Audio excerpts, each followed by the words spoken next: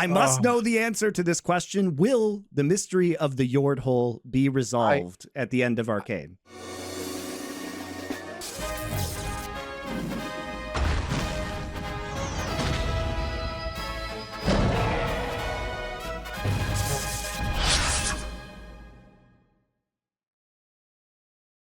Nerd Legion is back. I know we said we were going to get to Uzumaki for the next show. We already recorded that one, but in the interest of getting to Arcane as fast as possible, we're going to do Arcane. So Uzumaki will come after this one. So we're going to do the first 3 episodes of Arcane, talk about those, and we will do a second episode about Arcane when the final 6 episodes have finished airing in a couple of weeks. Yeah. I'm joined by DoA, League of Legends caster, and insane League lore expert. Historical League lore expert. No, not current League lore expert, like old lore expert, like the discarded doesn't exist anymore lore. That's the lore I knew. This stuff, sure, it's a great show, but hashtag not my League lore. They killed the summoners, Doa. There were no summoners in Arcane. I thought I saw like a brief like flash of a silhouetted summoner holding the Hextech thing or whatever. I was like, I know it's probably not, but it made me think summoner, right? But they even got rid of the summoners off the Summoners Cup. So yeah, the summoners have been. It's still in the world's logo, though. It's still in the world's logo, so, which is on the cup. True. So there's still one summoner on the cup. That's true. But that old Summoners Cup was great, by the way. I loved the old World's Trophy. The new one is too sleek, too modern, you know. I know this isn't a trophy critique show, but if I could critique the League of Legends World Championship trophy for a moment, I think it looks modern to a fault. And I miss the old trophy. The old trophy looked like an awesome artifact that you are striving to claim. This one is just like, here's my trophy. Looks like every other generic trophy in every other sport. You know, the only other sport that has a unique looking trophy. Well, there's 2 of them. One is the Lombardi Trophy. It's just a football on a silver pedestal, but it's classic. And the other one is the Stanley Cup, which is just a giant cup, and that's great. You know, and those are the only 2 interesting trophies in sports, in my opinion. If I'm wrong, comment below after you like and subscribe, of course. But you know, but yeah, that trophy, the new one sucks, the old one's great. It had summoners on it. I feel like we saw a split second of a summoner in episode 3, but we'll get into all that in you know, later on in the episode, I suppose. But yeah, we both have quite the history with the League of Legends. Not really in recent years in the, you know, on camera, on broadcast type of way, but we did League for what, 6 years in Korea? I think it was something like that. 2012 I did through 4. 2017. 16? Oh, was that 4? Okay, yeah. About 4, I guess then. Yeah. Felt like longer, didn't it? we went through some pretty crazy eras when we were doing it. So of course, the first Faker era, in fact, in its entirety. The beginning of the ongoing Faker era. Yeah. Well, there was a Faker LoL era for a while where you know, people forget that he didn't win anything for a very long time. It's the Faker Renaissance now. Well, they were still winning like national titles, right? They were still winning seasons in like well, LCK, I guess it was at the time. So, you know, he was still winning there, but yeah, no, it was a bit of a world's drought. But I mean, that's a pretty nitpicky criticism to levy at a player where it's like, oh yeah, he had a bit of a lull because he like didn't make it to the world's finals for a couple of years. Yeah, you know, he kind of hit a rough patch there. I'm like, Faker's insane, right? 6 world finals, won 5 of them. What a monster, right? And Arcane is an interesting play by Riot Games. Obviously, the first season came out years ago, left on a pretty epic cliffhanger, then just didn't have a season for 3 years and picked right back up where the Jinx rocket was heading straight into the Piltover Council chambers. Briefly, I mean, I thought Arcane was great when it came out. Obviously, many other people did too. It was #1 on Netflix in dozens and dozens of countries for the entire year. It's been enormously successful in terms of viewership.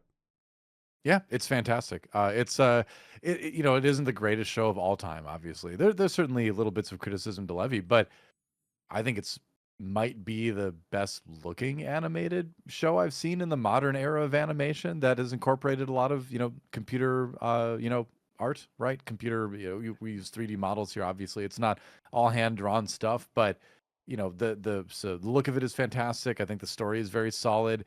They took, to their credit, they took a lore that was just all over the place, and they took a section of it and created a very cohesive world for these Yeah. characters to be in and plot for them to participate in. And yeah, I mean, just right off the bat, I think it's a great show, and I was pretty excited for it to come back.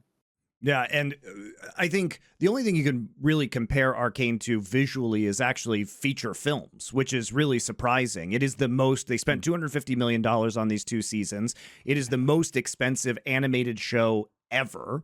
And that's a comparable budget to what we might see from a Pixar movie or a Spider-Verse movie, these films that look really good. And, I think it is at least visually comparable to the Spider-Verse films and the level of care that goes into that, right?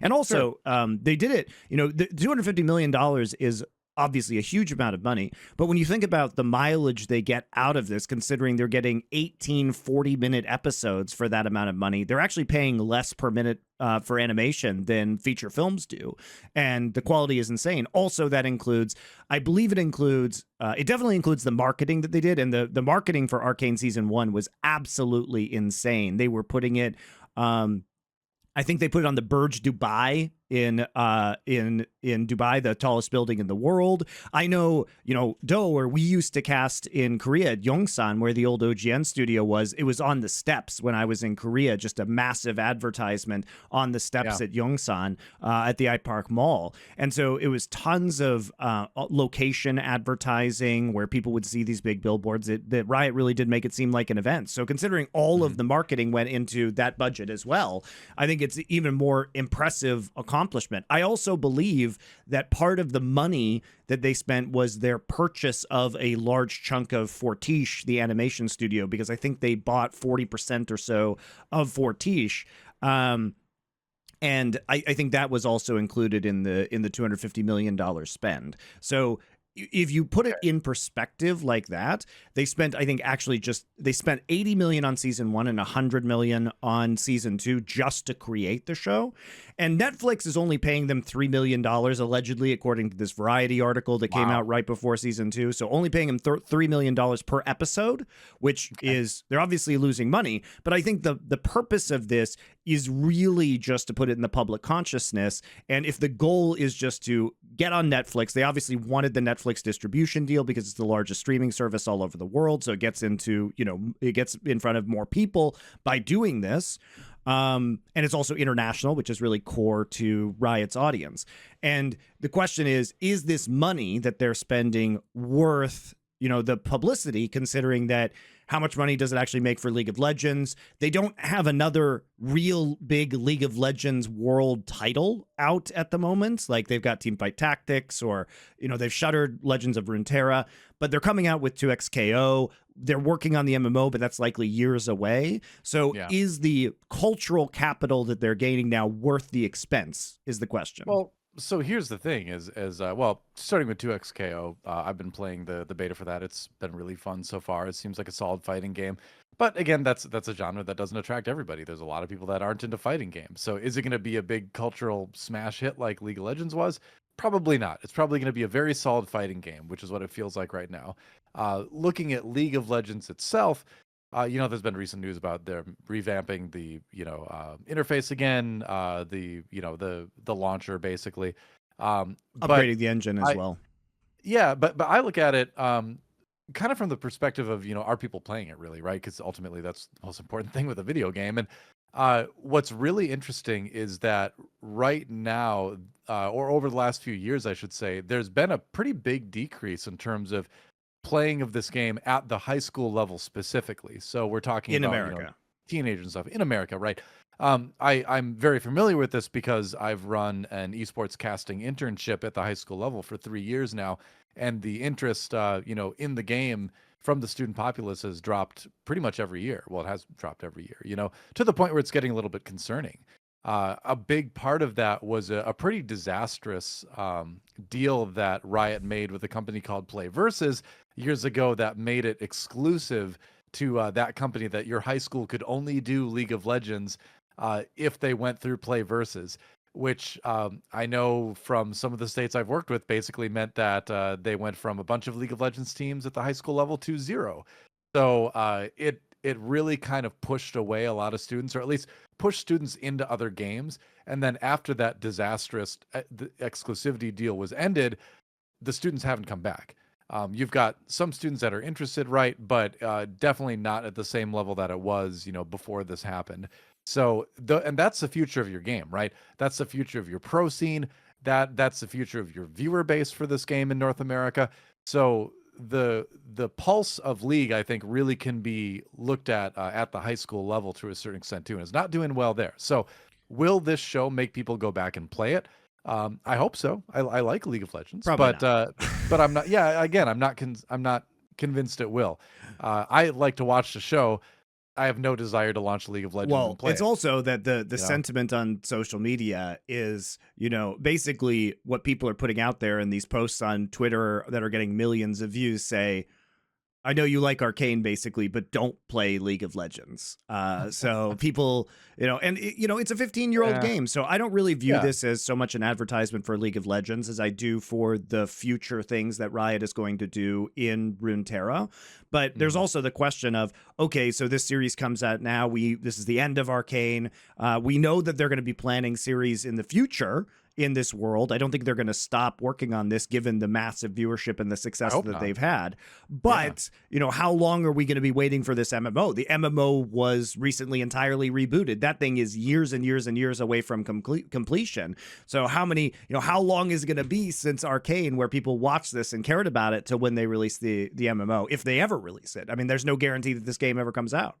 Yeah, I hope they do. I mean, it's a bold move trying to create a new MMO in a world where, World of Warcraft is having its 20th anniversary right now and it's still going strong. Final Fantasy 14 is big, and there's a lot of other kind of like second tier MMOs that have gained like big followings that still exist, So trying to enter that arena, kind of like trying to enter the fighting game arena is a pretty bold move, right? And I think they've proved that they can do that. Teamfight Tactics was obviously the game that came in and just took over the auto battler genre.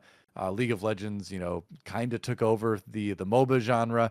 But getting into MMOs, man, I mean, that is way harder, right? Because you need to keep people's interest in a consistent way that is totally different from any other type of game with an MMO. So I'd love to see it. I would love to play an MMO in that universe, but man, that's it's going to be tough, and the fact that they've kind of restarted things already is not a great sign. But then the question remains, because they shut down Riot Forge, what was it called? Where Riot they had Forge, the indie developers that were working on games in the universe. That was sort of an attempt to get the IP out there in front of more people too. And I think there was some solid games that came out of there. No big blockbusters, but there were some pretty good ones. But the fact that they've kind of given up on that altogether kind of makes me wonder, what is the plan here, right? Are they really just banking on, League to sustain them until the MMO comes out, or 2XKO to kind of like keep the universe going, or are they really intending to maybe move into the cinematic world and be like, now we're making television and film, and the video game thing is secondary? Are we going in that direction? I'm interested to see where it's going to head. I mean, part of that, though, is, the future of this. In that Variety article, which was quite in-depth and which we will, link below this episode, part of it was they were actually hiring people. They were recruiting executives from Disney, Paramount, HBO Max, Netflix, right? They named Shauna Spenley president of Global Entertainment at the end of 2020. And other Netflix executives were also being brought on board. They hired, a chief content officer. And so they were planning to make this kind of Marvel-esque, cinematic universe for Riot Games. But they actually cut back on a lot of these departments. Some of these people they hired in 2020 left the company. They used to have one of their pillars as the company as entertainment, and they removed that pillar. So it seems like they have really dialed back their ambitions. And by the way, Arcane was supposed to be a 5-season story that they condensed to 2. So I just wonder, because spending all this money to make a great product is really good for us as viewers, but if there's not going to be something that this leads into, because the question for me for Arcane is, what is this marketing for? Because they are losing money on this. This is objectively a marketing exercise. They are not going to make $250 million back on Arcane. We just know that's to be true. No matter how many people watch it, it doesn't really increase their revenue unless they go to League of Legends and start spending money, or they buy 2XKO. And so if you don't have something to like move people into, like the MMO, then is this going to be as effective as they want it to be? But regardless, we get a great TV show out of it. So I don't really care that they're burning this money, DoA, because I get something cool to watch. It is a good show. And if you look at their initial, 5-season timeline, you could imagine a world where that leads right into the launch of their MMO, right? Where they've got people primed to be interested in the universe. So I think that could have been a trajectory that would have really worked. On the side note of other things they're doing, there's a League of Legends trading card game in China right now, actually, and they've said they don't have any plans to launch it in North America, which is interesting, because North America is having this massive TCG renaissance right now, but they're doing it in just China, I guess. And so that's another example of them just trying something in the universe, trying to get something to stick. But it's a conundrum for sure, and I would love to see them go, more into the entertainment side of things. I think Arcane has proved that there are good stories to tell in this universe. Maybe you can find a way to tell them a little bit cheaper. But you compare this to Blizzard, and I think the opportunities that were really, dropped with Overwatch, right? We're creating like Saturday morning cartoon kind of stuff. Like, that game was just so tailor made for that type of entertainment, and they botched it so horribly that I look at Riot with Arcane and with the League of Legends universe, and I'm like, you've got a chance. You've got a chance to do what Blizzard could have done and failed to do. So I hope they stick with it based on the quality of Arcane. If they find a way to cut costs a little bit, find a way to monetize it better, I'd love to see it continue to go. But if they can't, then I'm right with you, where it's like, what's this all for, right? We get to enjoy the show, but ultimately, from the company's perspective, what are they doing, right? Well, like I said, I personally do not care if Riot wastes $250 million to entertain me. Will I spend a dime on any Riot-related content as a result of watching Arcane? I will not. Did I get a Netflix subscription to watch Arcane? No, I didn't. I've always had one for years and years and years. Did I enjoy this show? Yes, I did. And we can talk about the first 3 episodes, because I mean, this is it starts right as we get to see, Jinx taking some of the Hex Tech technology and then using it to fire her, of course, if you know the game League of Legends, straight at the council chamber. And then, of course, we get some plot armor. I think this is a good time for us to do some clips from our watch along, DoA, that we did for the first episode on the premiere. So let's do that right. Wow, they're both perfectly unscathed. I was going to say. How convenient. Thank goodness our clothes absorbed the blast. Oh no, that guy. All the unlikable characters died. Damn. Oh, maybe no, Hextech only kills unlikable people, though. It's a plot tech.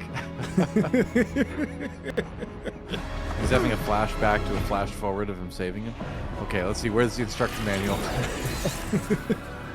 No, it's because it's League of Legends. It makes you play a 30-minute tutorial before you can start trying to save him. Here's his quick time event, DoA.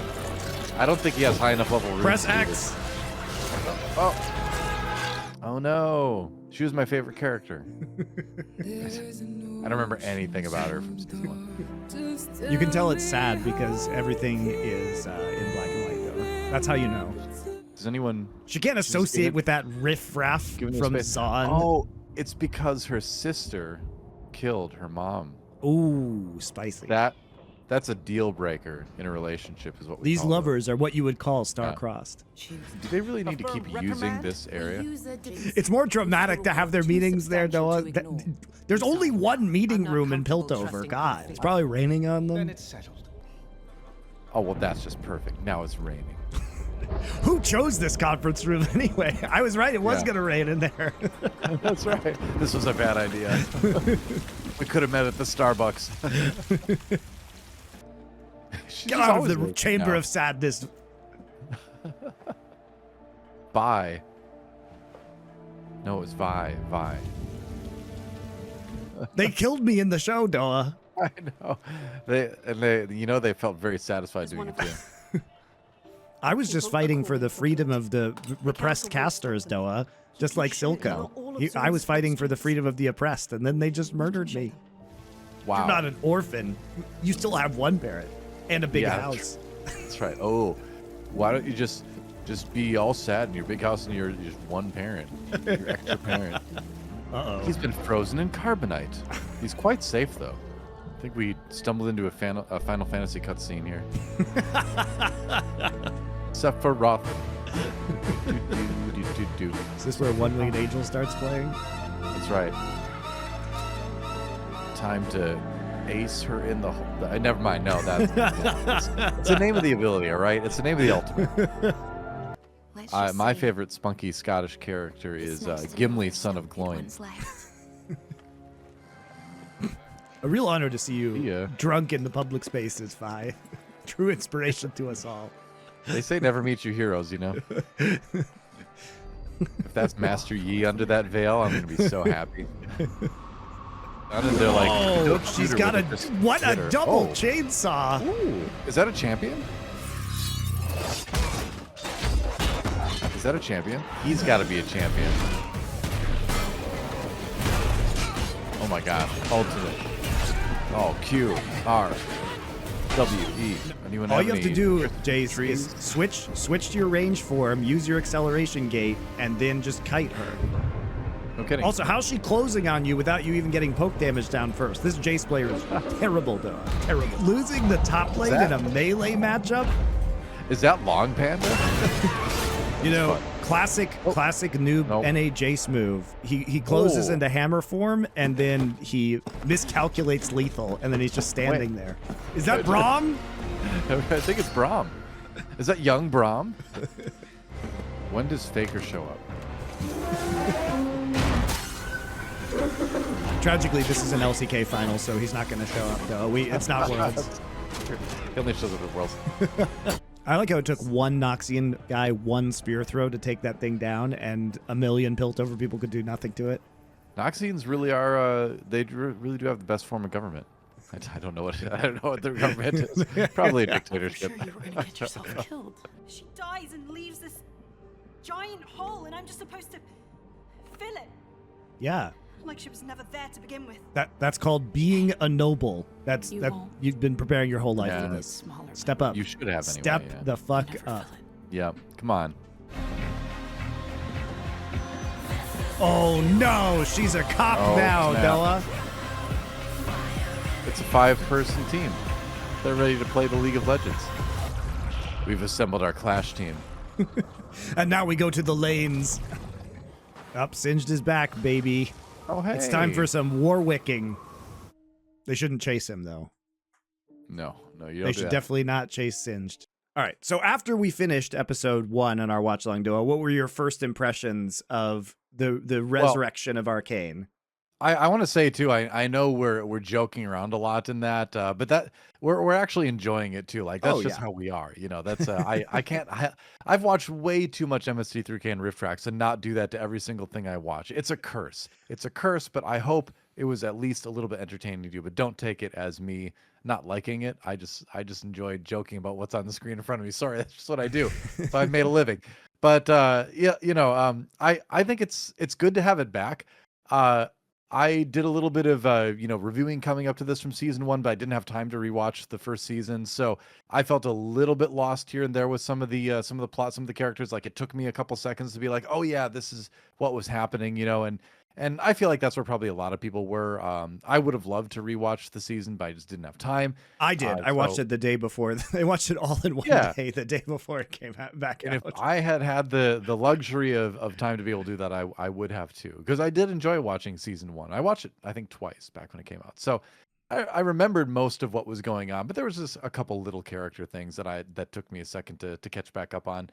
But my first sort of impression on these first 3 episodes is, are they trying to do a little bit too much? Are they trying to go a little bit too big? Because we're definitely moving away from the small character driven type stuff where it's very focused on a couple different characters and their personal journeys. And now we're getting like stuff happening with the world itself, right? And the interaction of, you know, the way the magic system interacts with the world and all that. So, and we're, you know, getting more political entities kind of like interacting in mysterious ways. So I feel like I enjoyed it. Don't get me wrong, I enjoyed it, but I do feel like we're starting to see maybe a little bit of that over compression of their Yeah. plans of the next 4 seasons being I put mean, into one season now, and that worries me a little bit. on that point though, about how are they going to resolve all these storylines in the next 6 episodes, we can just literally count all of the storylines that are going on.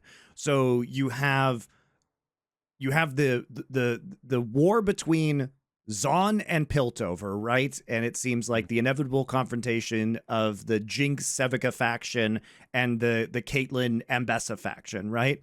You have the whatever is going on with the Arcane that includes like Jayce, Echo, and Heimerdinger right now, as well as Victor. But Victor's off on his own. You don't understand really how the Arcane has been tainted by the end of the series or what it means. You have Victor just becoming Hextech Jesus and starting some weird, you know, homeless cult in Zon. You have what we assume is Warwick and Singed experiment on Vander in order to create Warwick. You have all of the interpersonal relationships, like the Caitlyn Vi relationship, the Vi Jinx relationship, that all need to be resolved. Then you also have the other Noxus plot, which is the Black Rose against Mel and Ambessa. How are they going to resolve all of these things in 6 episodes? I mean, the reality is they're not going to do it satisfyingly, or at least I very much doubt that they're all going to have satisfying conclusions, because there's just too much. How do all these storylines come together and interact in a way that works, right? If they can pull it off, that'll be incredible, right? But I think they're juggling too many plates here, and I think some of them are gonna drop. The Warwick thing especially.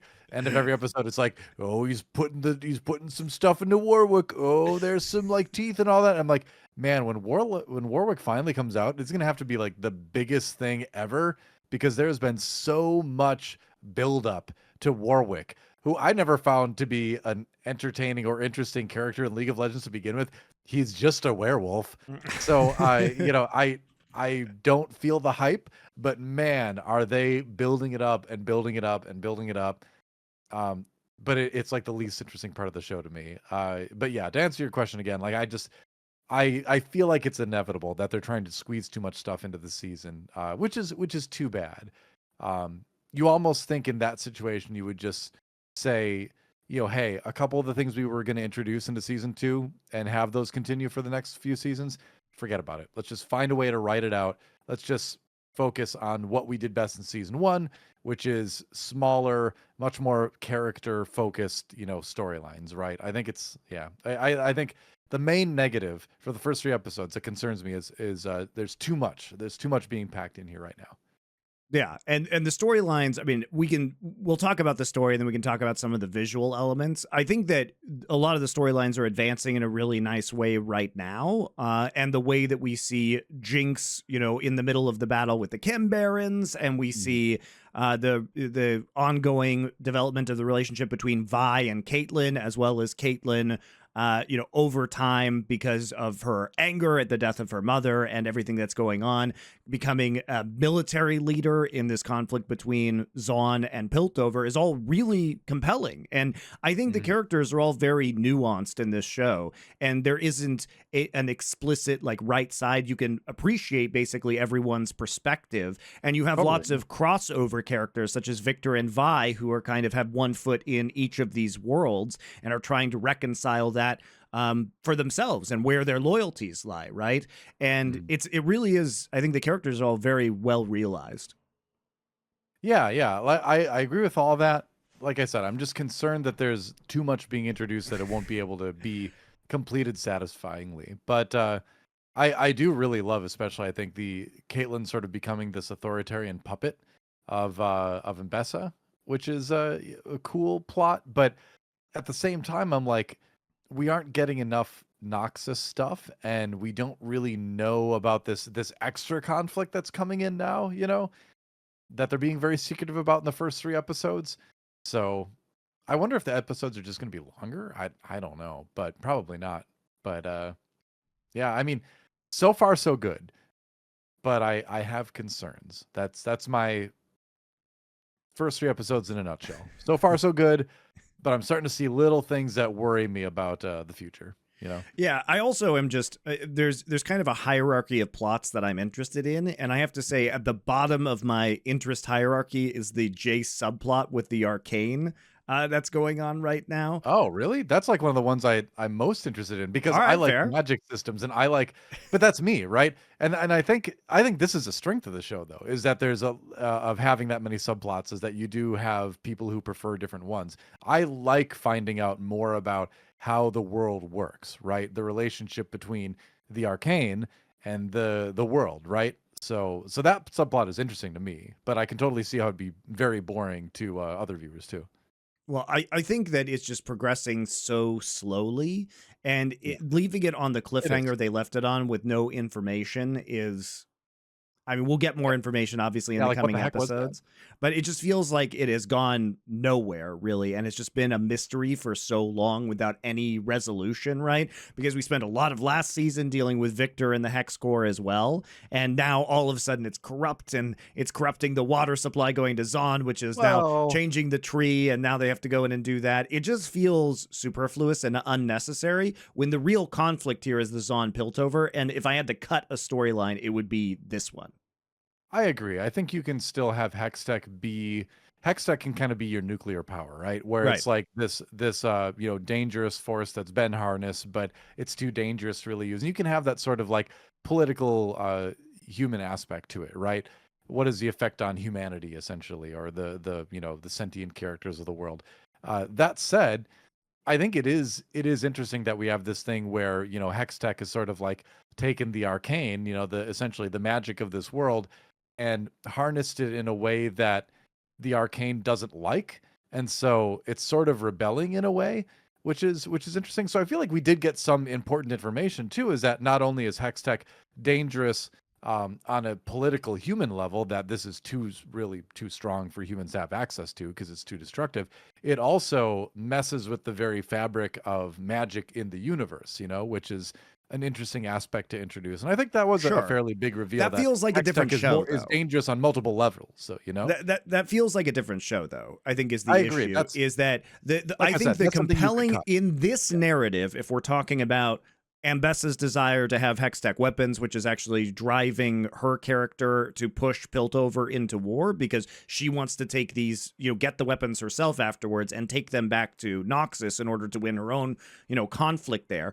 If we're talking about the difference between Hextech and Hextech and the less powerful technology of Zon and the Undercity, right? It becomes kind of in your analogy to nuclear power, it becomes kind of like their atomic weapon, right? They have Mhm. access to a level of technology and a level of destruction that people of Zon don't have. Is it ethical to use that? You have the clear stand-in for Jayce for Oppenheimer, right? Saying that Right. no, this is a tool that, or not Oppenheimer, probably Einstein would be the better analogy, right? This is a tool that can better people's lives. We're not going to necessarily weaponize it.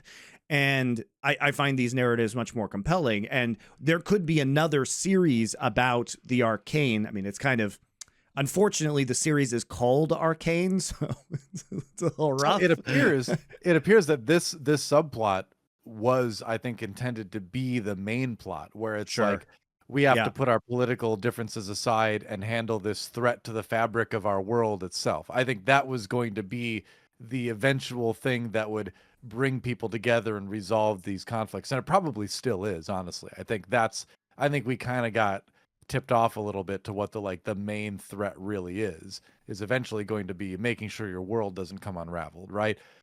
But that said, again, where we need to fit that now in with all the other stuff, it gets to be, maybe a little bit too much. But I do like it, but yeah, again, you go back to the same thing we've been talking about. It's just it feels like how are they going to get all this done in 6 more episodes? It's just that this feels to me like very extraneous to what the show is currently focused on, right? And we could have just called the show Hex Tech, and it would have been, I think, more streamlined and more compelling. Maybe there's a way that they can wrap all this up that feels really satisfying, but I'm skeptical.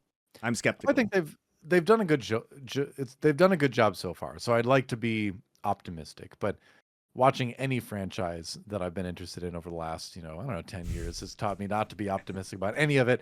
So, I'll be cautiously optimistic, I suppose, in that they can handle. They've handled things well. Again, so far, so good, but they gotta stick the landing. I think the next 3 episodes are going to be very telling. Where if we get to the next 3 episodes and there's really a lot more to do, then it's like, oh, okay, everything's just going to get crammed in here. The main story of the sisterhood of Jinx and Vi is going to be lost amid the, everything else, the bigger events, quote unquote, going on in the world. And that's, I think, potentially the tragedy for the show, is that at its core, it's really about the relationship between Jinx and Vi. And, or at least that's what it was in season 1. This season, it feels like that was just sort of kept going for the sake of reminding us that it was there.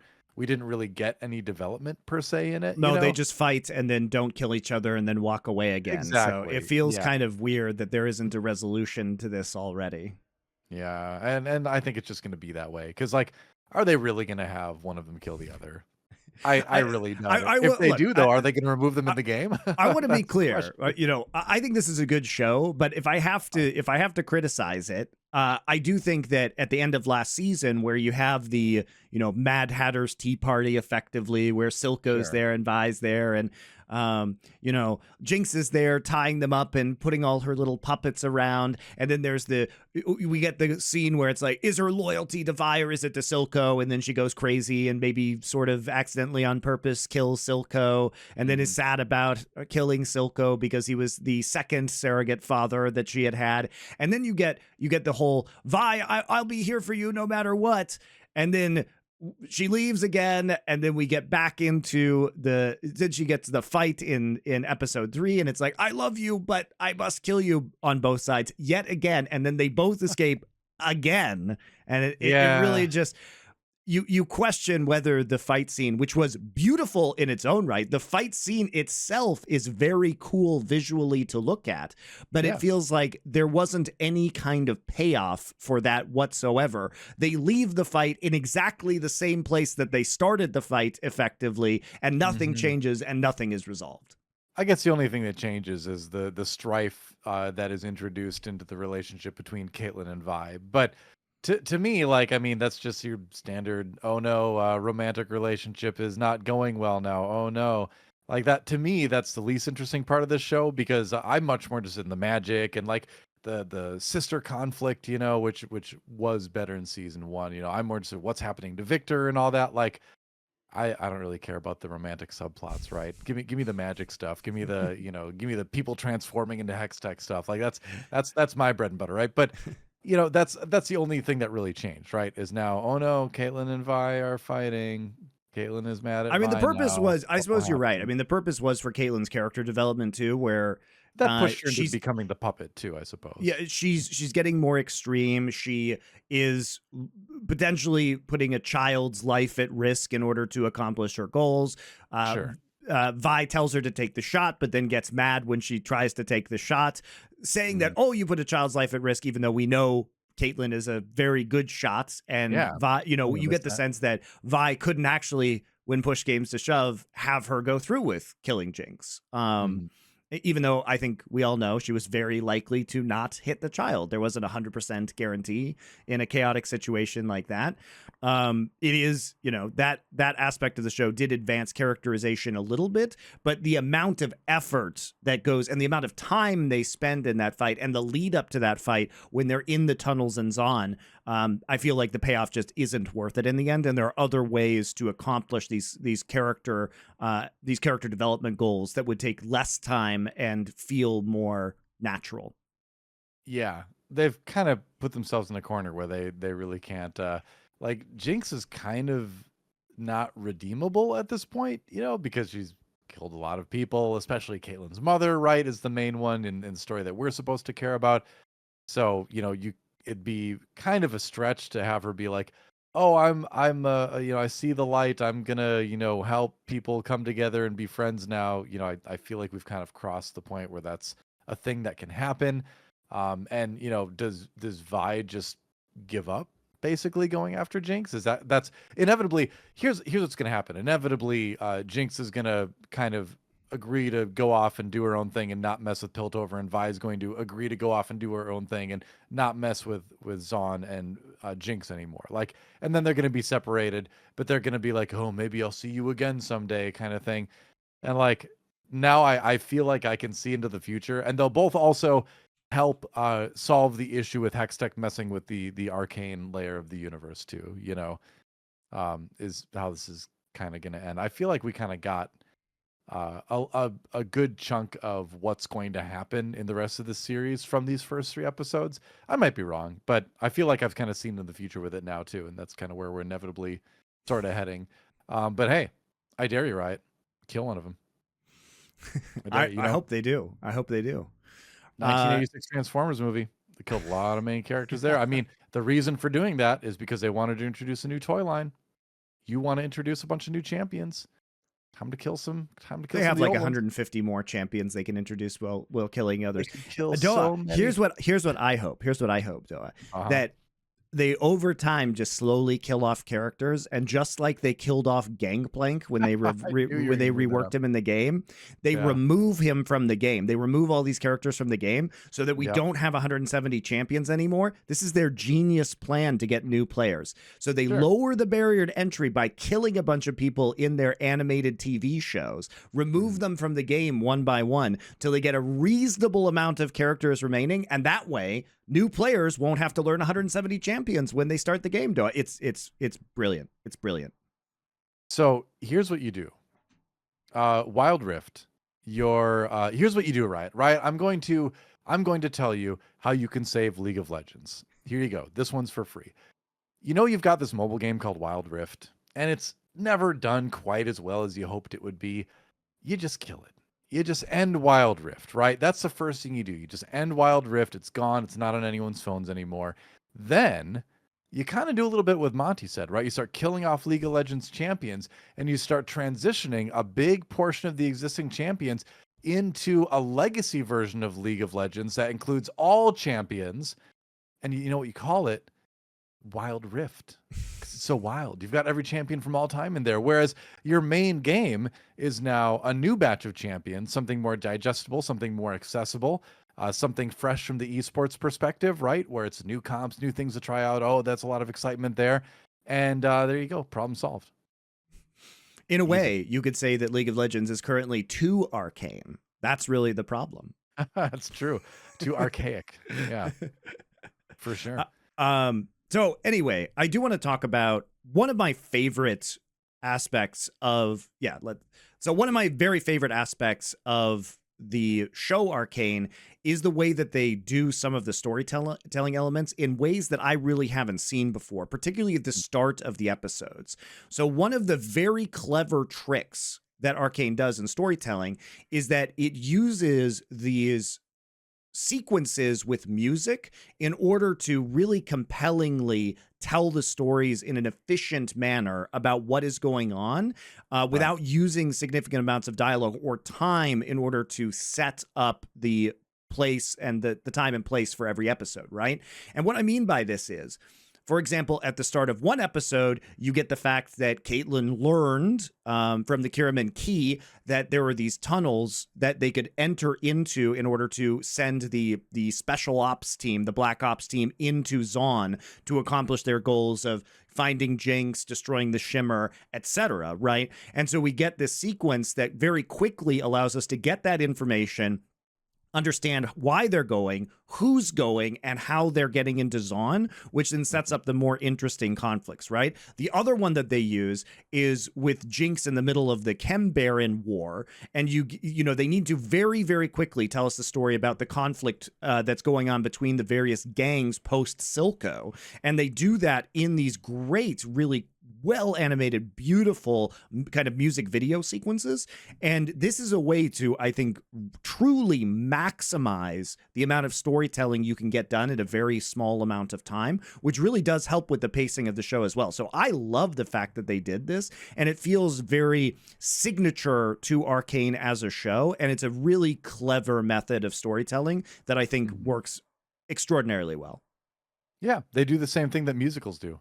When you want to have major story progression and you want to do it quickly, you have the characters do a big song and dance thing where you sing the lyrics about what happens, right? And they're doing the same thing that musicals do, but they're doing it at the start of each episode to sort of introduce what's going on. You know, which I agree is really, really smart. But it's fun to take that element of music in a musical and then use that same principle in a different way to set up each individual episode here. I agree. I think that's great.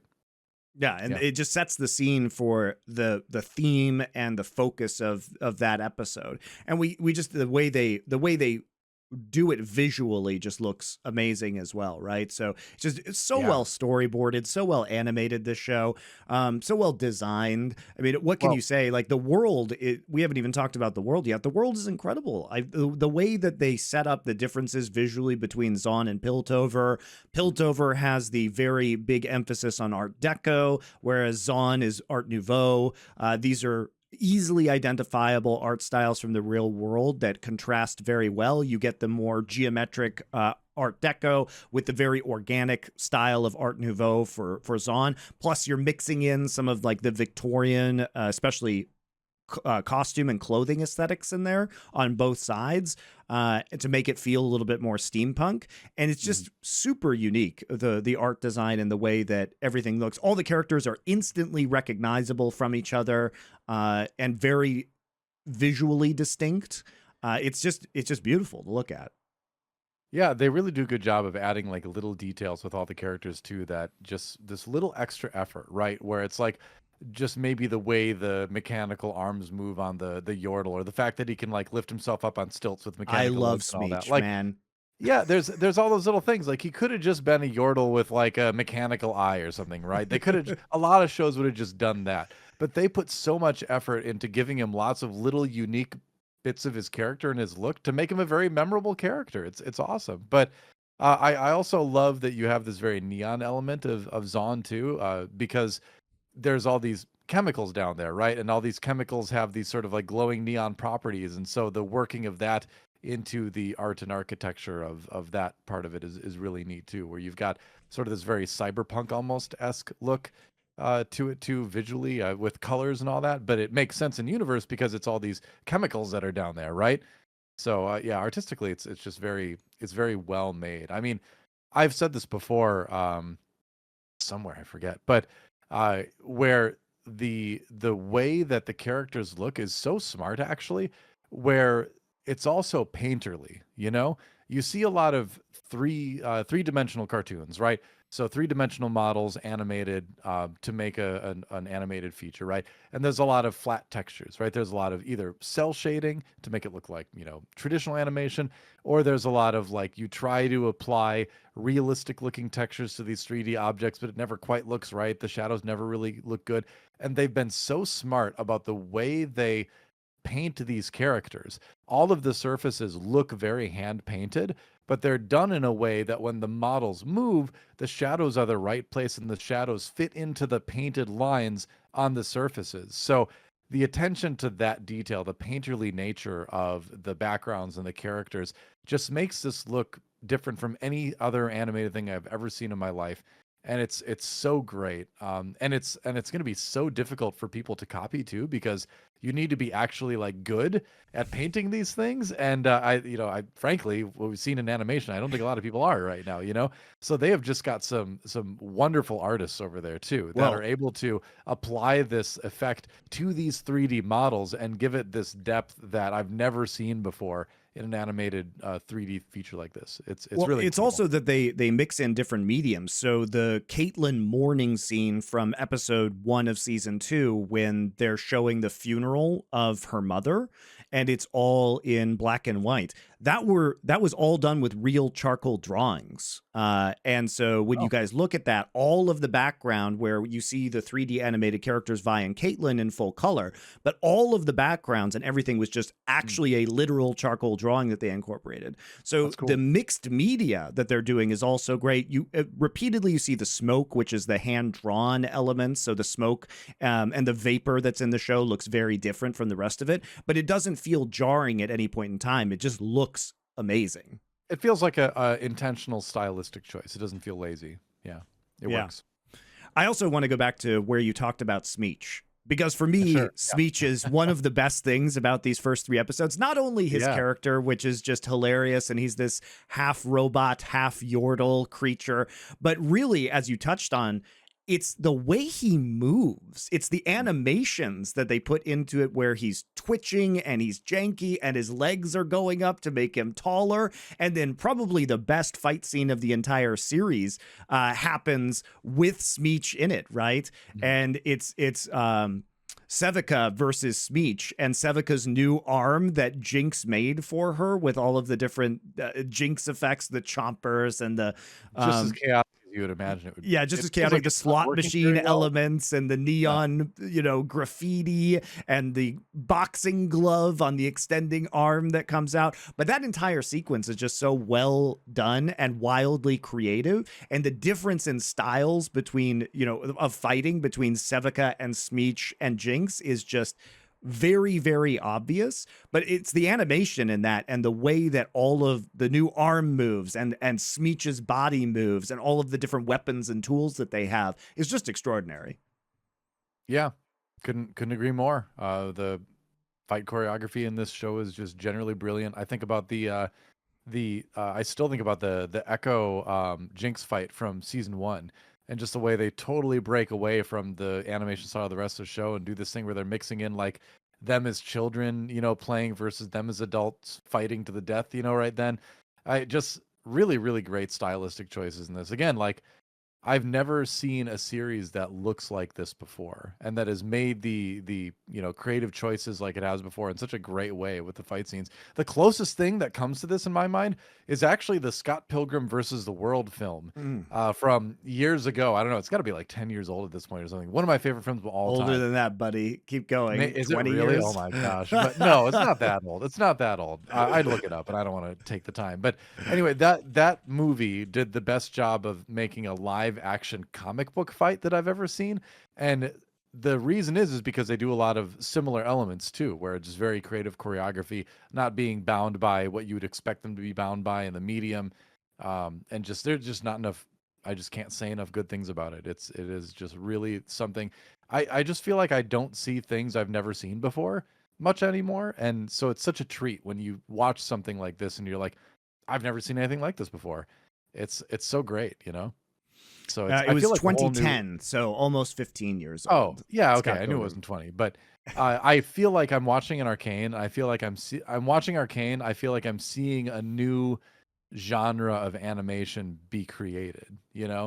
I feel like just going back to the basic painterly style of the world and of the character models. I feel like that's something we're going to see people try to emulate for a long time. It feels very revolutionary. Well, I think what's so good about the relationship that Fortiche has had with Riot over all of these years is that prior to the creation of Arcane, because the creation of Arcane started in about 2016, and it took them 4 years in order to release the first batch of episodes. But even before that, Fortiche was actually working very heavily with Riot going back to, and this song is brought up repeatedly in this show, including in that Smeech Sevika fight scene, which is the Get Jinxed song that Riot released with Jinx's release. So on Jinx's release in the game League of Legends, they released a video that was, I believe, the first thing that Fortiche had done with Riot that was kind of a test run of this style. And so that Get Jinxed video and that Get Jinxed song, Sevika's arm plays that song, and it was in season 1 as well, which is just a kind of a cute tribute to music that they had, pretty good music that they had already made. They also did the Warriors music video that Imagine Dragons did as a song for the 2014 World Championship.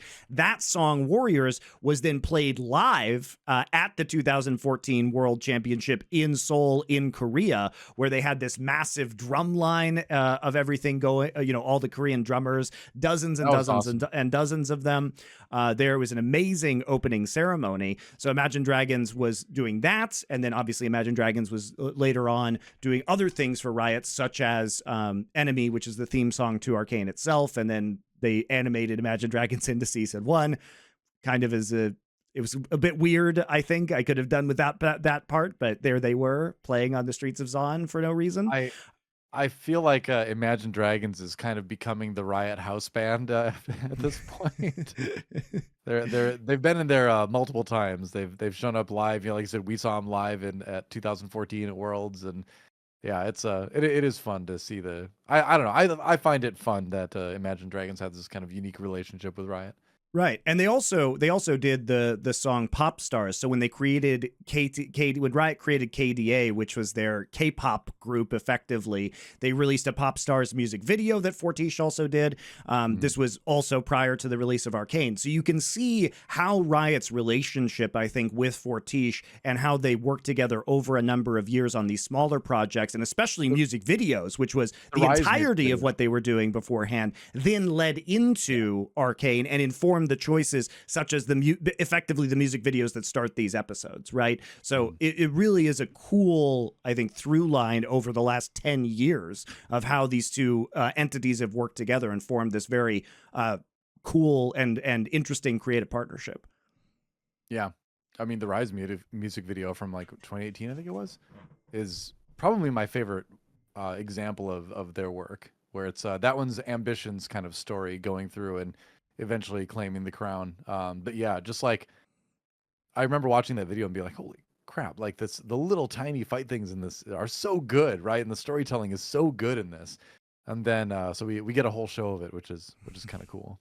Yeah, it's like people always remember the Blizzard cinematics for the different Blizzard games, and how those have also been extremely good over the years too. And everyone's like, oh man, I wish we could finally get like a movie of just that, of that animation. And again, Blizzard hasn't done it yet, but Riot has done essentially that, right? They've taken their famous animation style and done a whole series of it. We're on the second season now, right? So I kind of go back to, I feel like where Blizzard's been dropping the ball here and there, like Riot, frankly, is picking it up and doing what Blizzard could have done.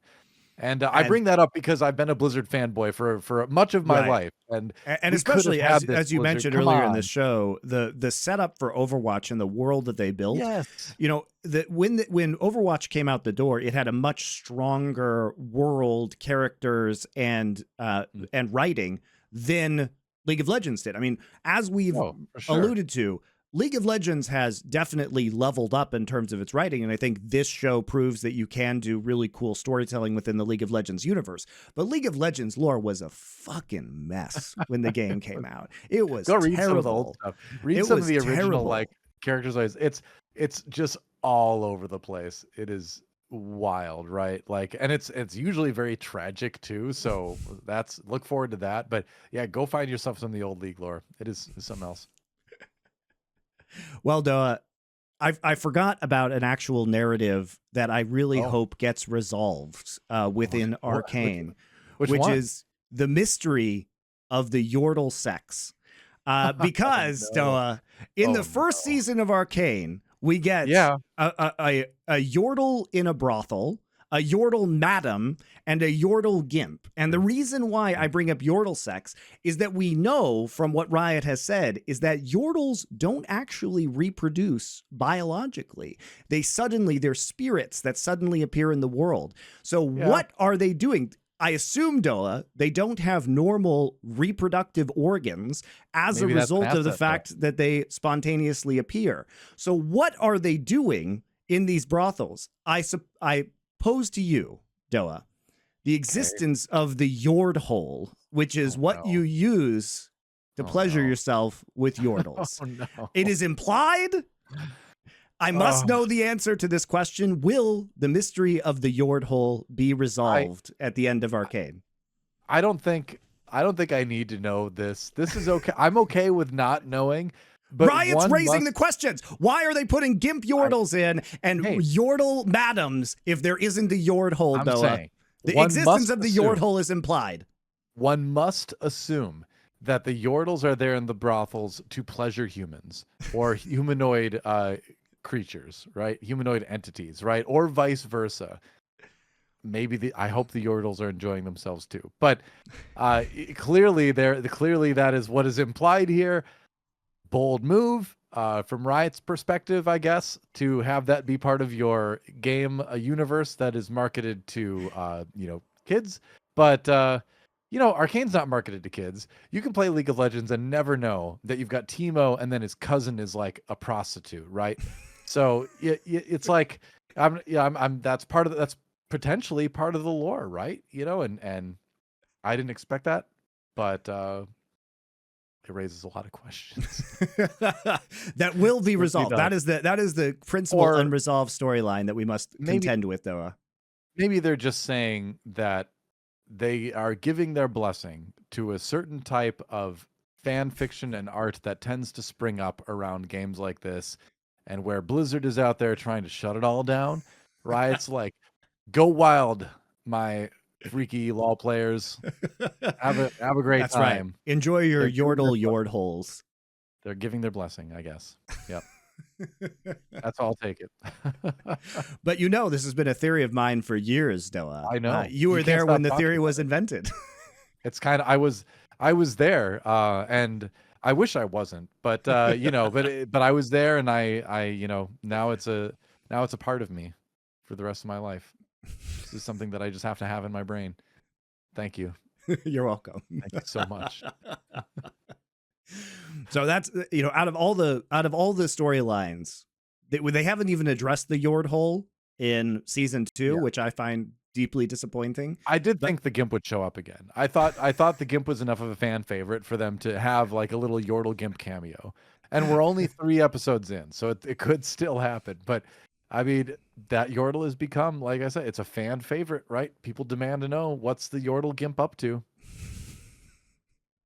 Is that our next champion? Dear God. Probably not. But you never know, because they released Ambessa right at the start of Arcane season 2. So maybe the Gimp Yordle will be the hero of the new tale that's set in the world of Runeterra, DoA, and they can release him as a champion at that time. Maybe the Gimp is one of the Yordles that we already know from League of Legends. Maybe it's Rumble. We don't know who it could be. Kled.